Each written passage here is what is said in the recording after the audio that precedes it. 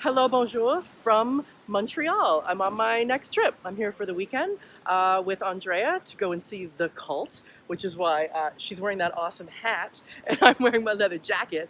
But we also came to the Museum of Fine Arts to see the Thierry Mugler fashion exhibition. What do you say? Delicious, lovely, delectable, divine.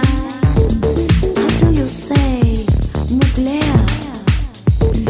Oh la la. When I think of Mugler, I think of fetish and fantasy and hourglass shapes, and I want to learn more about what he's done for fashion. And I understand this is the first time his collection is being put together on exhibition, and there are over 100 or 140 of his pieces on display.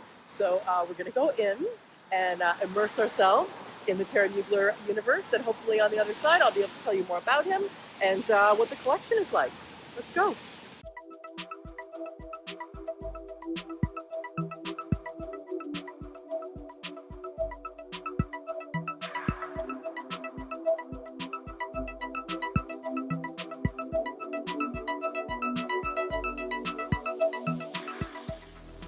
So we're not allowed to take any video in this exhibition. I've been taking a lot of photos, but I couldn't not show you my face at discovering a rubber cape. This room is amazing.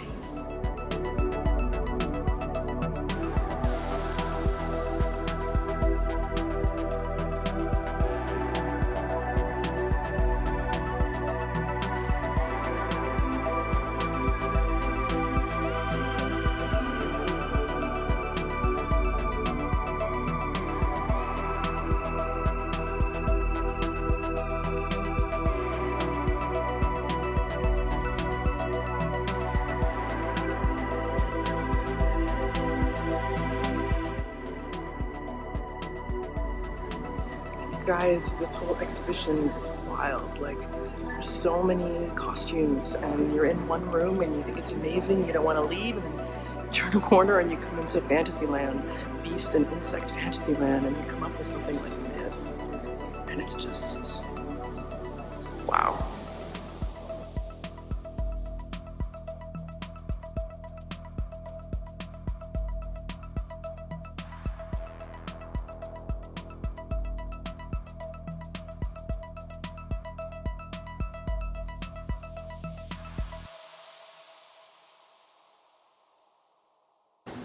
So we've just exited the exhibition, and I think there's too much for me to summarize here. So I've got to go home. I'm going to get the book so I can read all about everything, and then go home and tell you what I've learned.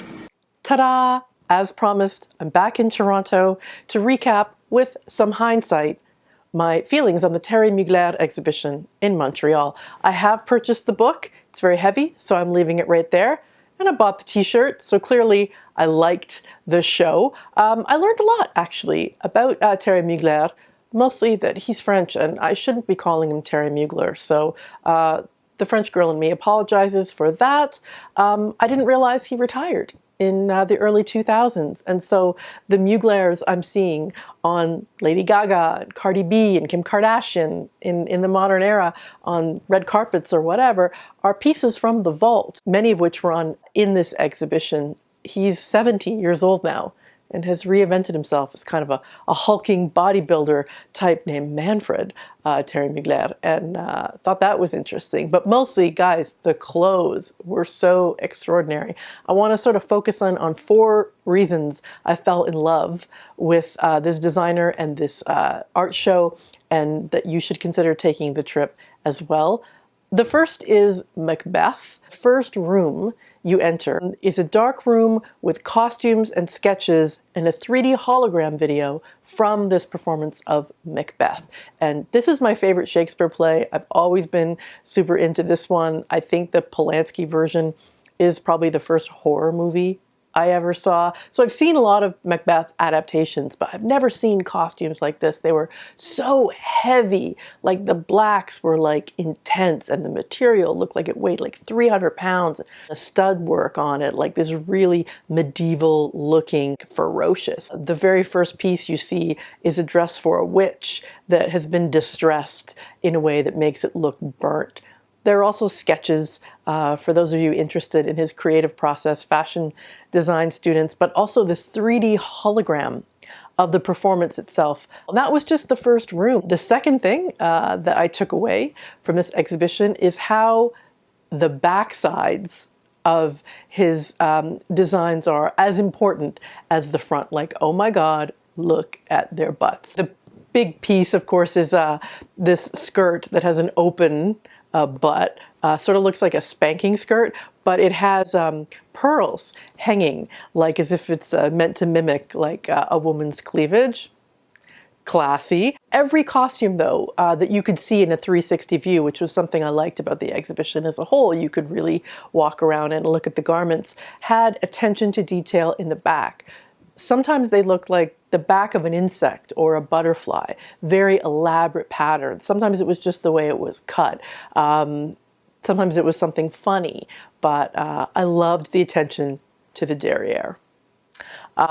Definitely was amazed and impressed by all of the sort of like piercing references in some of this clothes.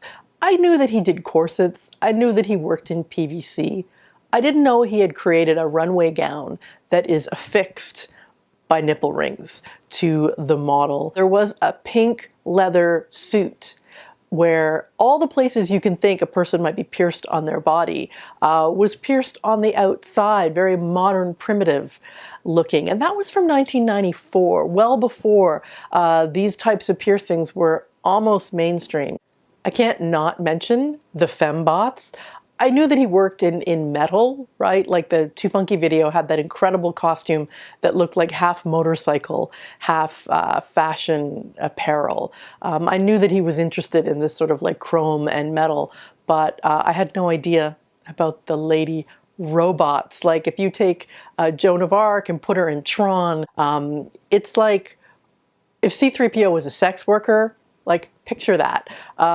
Extraordinary construction. I believe they took like months and months to make these outfits, and total like sculpture. As much as all the costumes on display here are sculpture, this is something extraordinary. He says it's connected to his interest in transhumanism, which is not something I've read a lot about. I was just mesmerized. And I want to have a lady robot friend or girlfriend. I think so, yeah. I think what I loved the most was this idea of power dressing, right? There was a quote on the wall that Mugler doesn't create sex objects, he creates sex subjects. Yes, they're highly sexualized. There's a lot of fetish and kink in his work, and camp to some extent, but it's really variations on the power suit when you think about it. Hyper feminine, but very strong. All of these images. I loved from head to toe. I loved the hourglass corset shape, but I also loved the shoulder pads and the butts and the shoes that went with it. And to me, like, that's my vision of how I would love to dress, you know, if I could, or my favorite way for women to dress. And the only thing I would say is if you really want to push convention and you really want to show how strong women can be, like, why does it always have to be a size 4, a size 6? Like, there's all these great silhouettes with like huge butts or room for breasts, but still that Barbie waist, right? And it's like, come on, make something for women size 12 and up. Then you can call yourself really revolutionary in fashion, in my opinion.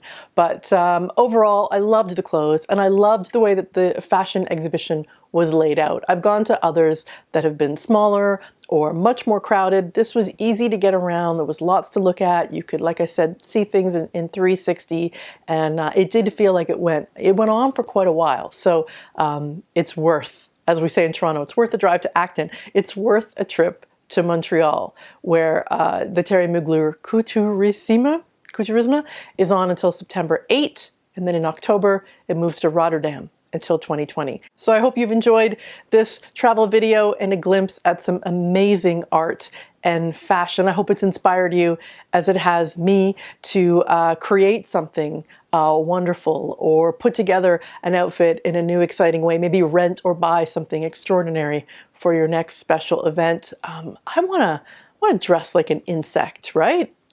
Maybe in the next video, probably not. But I can guarantee you I won't be wearing a t-shirt. How about that? I will see you again soon. Thanks for watching as always.